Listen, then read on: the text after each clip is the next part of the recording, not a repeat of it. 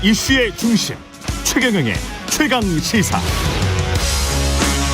네, 지난 주말 윤석열 대통령이 새해 첫 해외 순방을 마쳤고요. 남북관계 관련해서도 여전히 좀 안 좋은 상황이 진행되고 있습니다. 성과 과제 그리고 남북관계까지 다 정동영 전 통일부 장관과 이야기 나누겠습니다. 안녕하세요. 안녕하세요. 설 잘 지내셨습니까? 예, 새해 복 많이 받으십시오. 예, 복 많이 받으세요. 예, 윤석열 대통령 해외 순방 갔다 이제 돌아오셨는데 성과는 있었고 300억 달러 아랍에미레이트 논란도 있었습니다. 예, 총평해 주시면. 총평이라고 말씀하시니까 예. 참 안타깝습니다. 안타깝다. 이제 나가기만 하면 대형 사고냐 예. 하는 지적을 피할 수 없게 돼서 참 안타깝네요. 예. 예. 이번에 일종의 이제 말 실수는 아랍에미레이트의 적은 이란, 북한의 적은 한국의 적은 북한 뭐 이래서 예. 결국은 3단 논법으로 가면 뒷말은 이란의 한국의 적은 이란 뭐 이런 식으로 지금 논리 구성이 되기 때문에 거기에 함유돼 있는 거는 그렇죠. 예. 뭐 UAE는 이제 형제 국가다. UAE의 안보는 우리 안보다. 예. 여기가 여러분의 조국이다.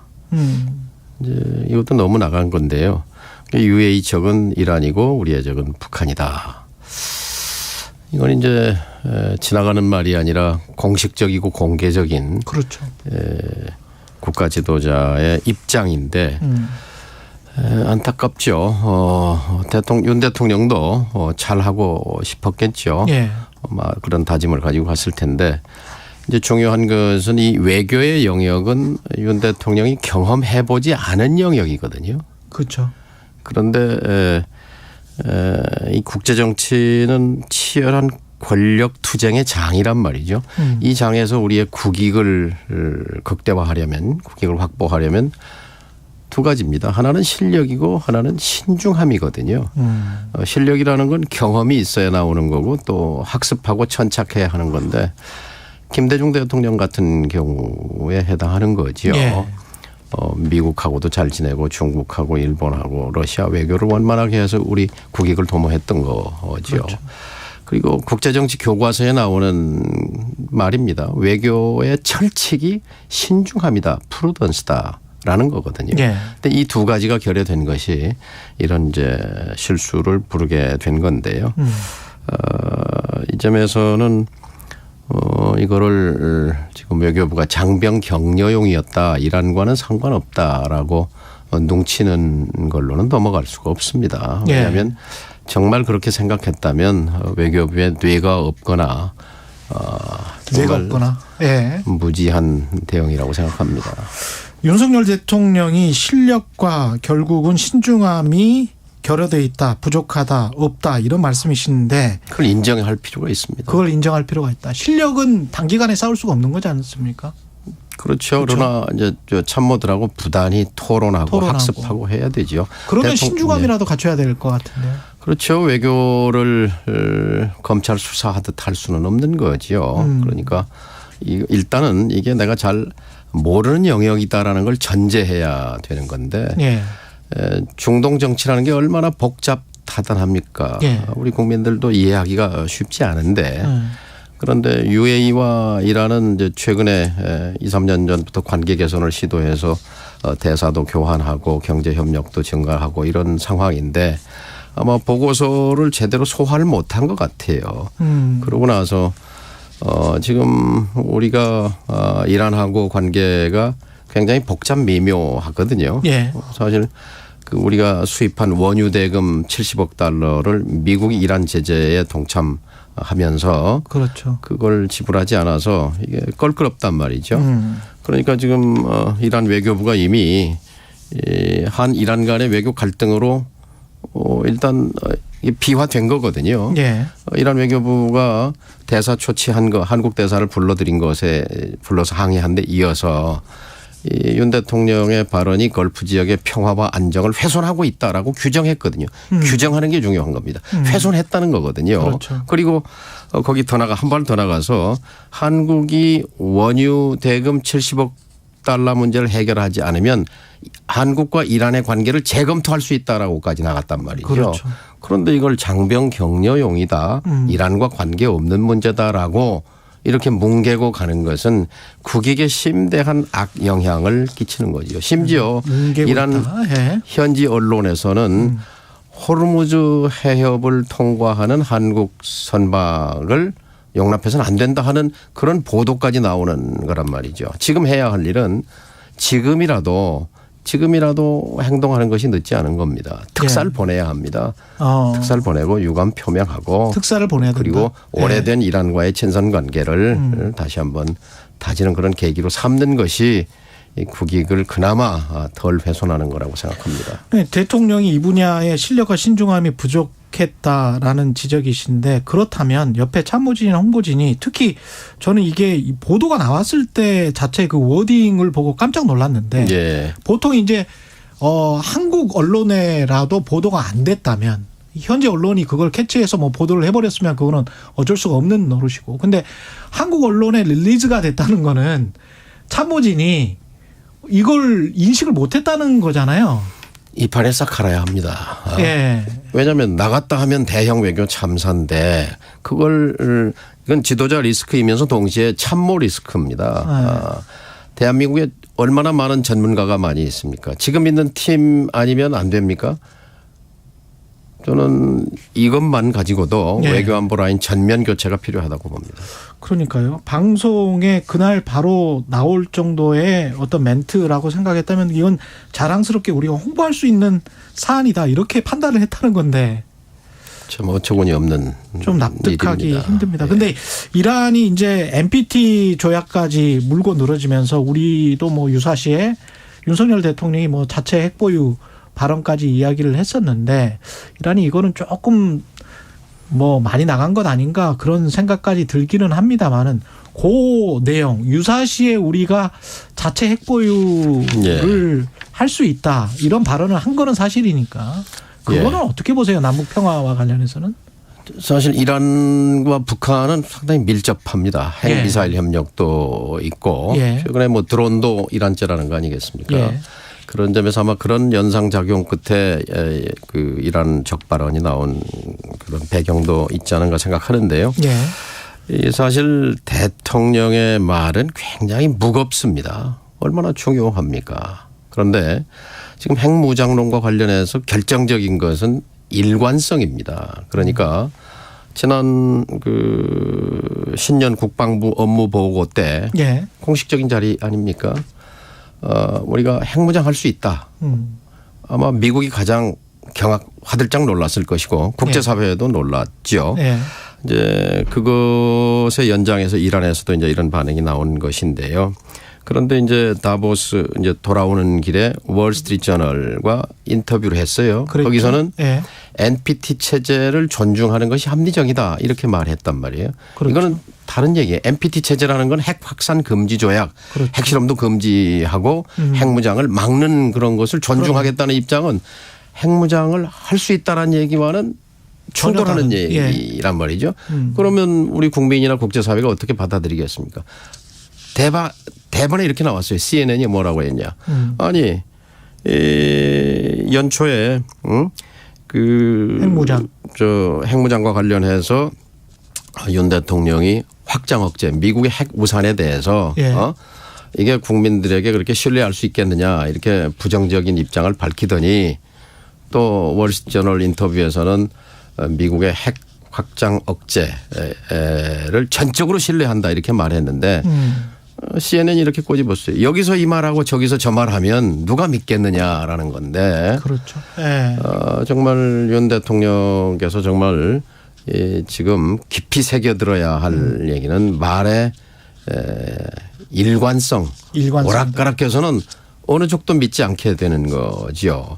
그 결정적인 건 지난번에 바이든 발언 그것의 수습 과정에 있었습니다.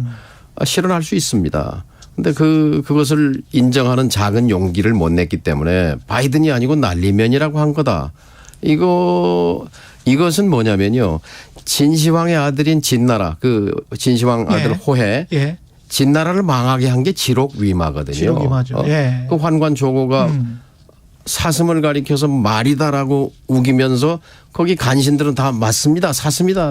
사슴입니다. 이렇게 말했잖아요. 예. 지금 뭐예요? 바이든이라고 인정하는 사람은 말하는 사람은 다 그건 충신이고 내 편이고 그리고 아니 바이든이라고 한 사람은 말하자면 내 반대편이니까 다 숙청 대상이고 그렇죠. 날리면이 맞습니다라고 한 사람은 자기 편이고 하는 것이 지로규마 아니고 뭡니까?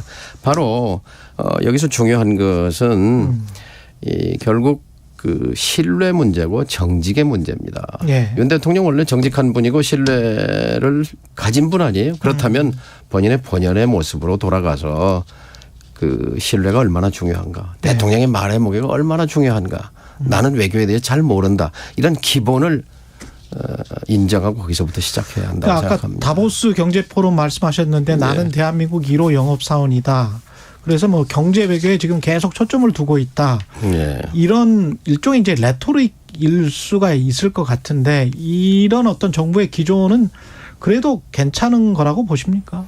그러니까 이게 이제 네. 어울려야 되는 거죠. 어울려야 된다. 다보스 포럼을 이제 저도 특사로도 한 번 예. 갔었고 NS 위원장 자격으로도 가서 이제 두 번 다보스 포럼에 가셨군요. 참석해서 뭐 연설도 하고 했습니다만 그건 뭐 부자들의 놀이터라는 비판도 있지만 어쨌든 전 세계에 영향력 있는 정재계 인사 2, 3천 명이 모여서 예. 세계의 흐름을 분석하고 또 정보도 교환하고 하는 의미 있는 자리인데 올해 주제가 뭐냐면요. 분열된 세계에서의 협력입니다. 분열된 세계에서 협력.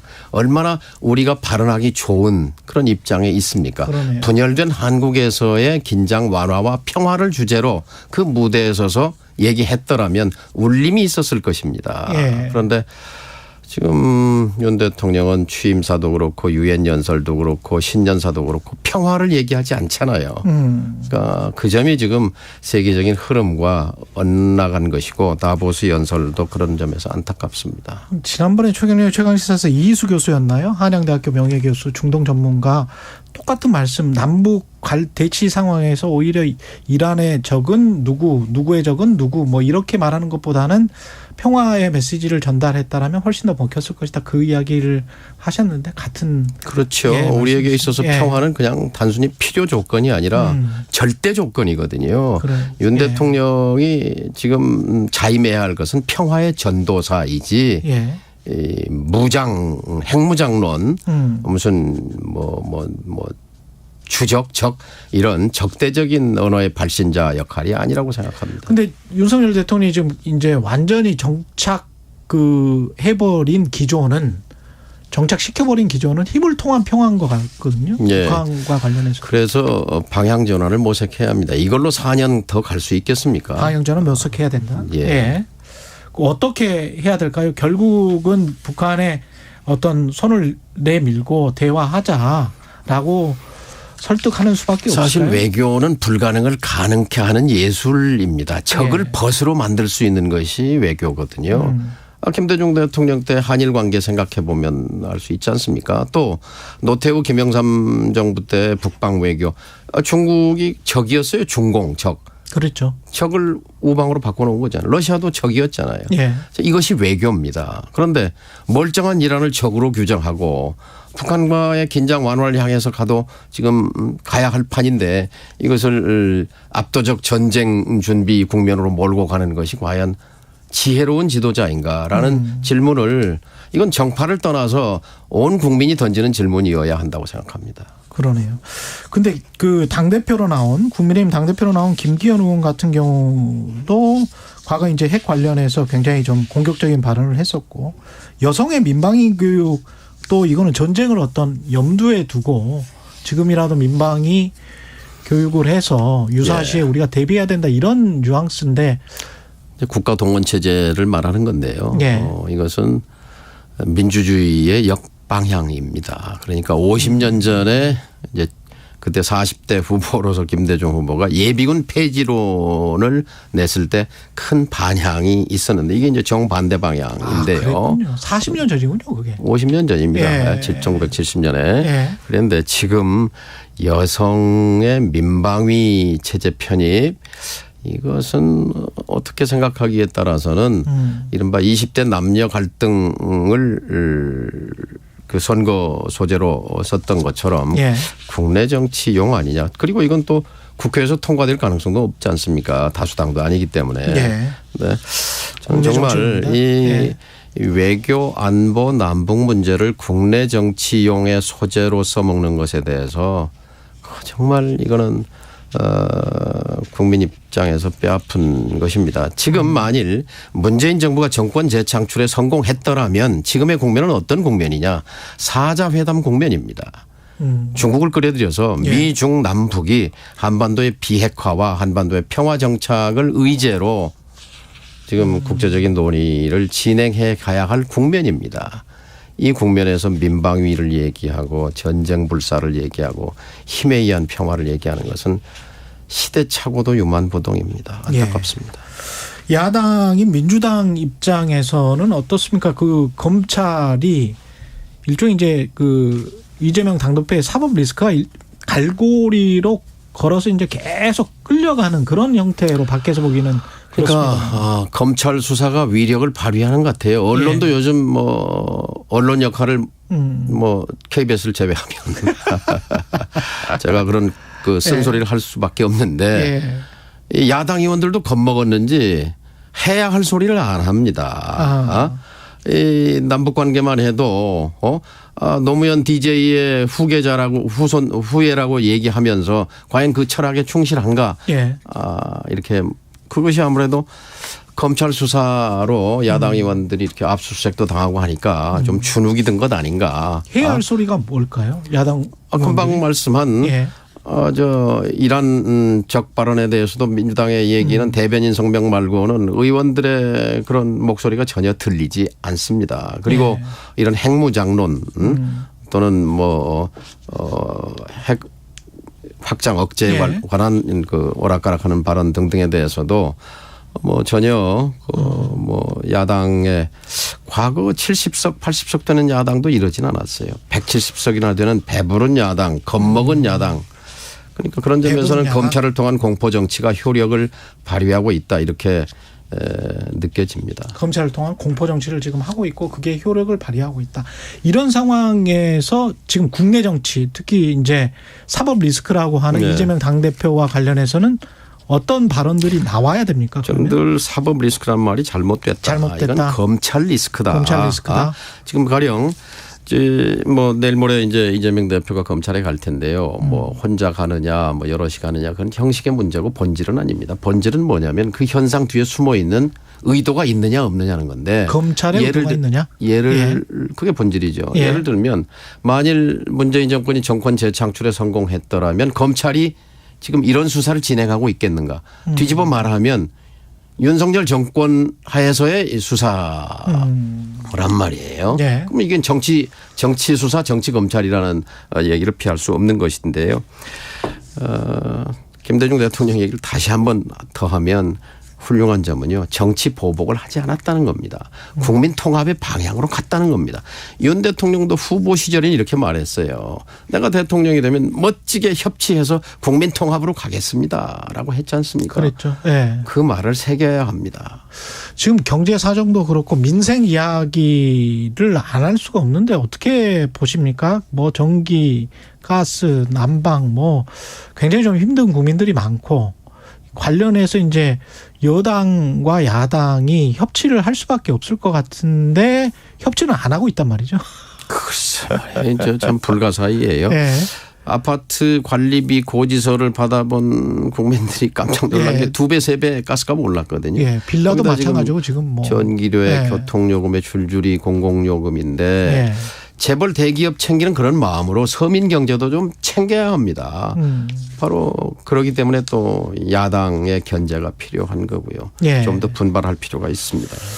알겠습니다. 지금까지 정동영 전 통일부 장관과 말씀 나눴습니다. 고맙습니다. 예, 감사합니다.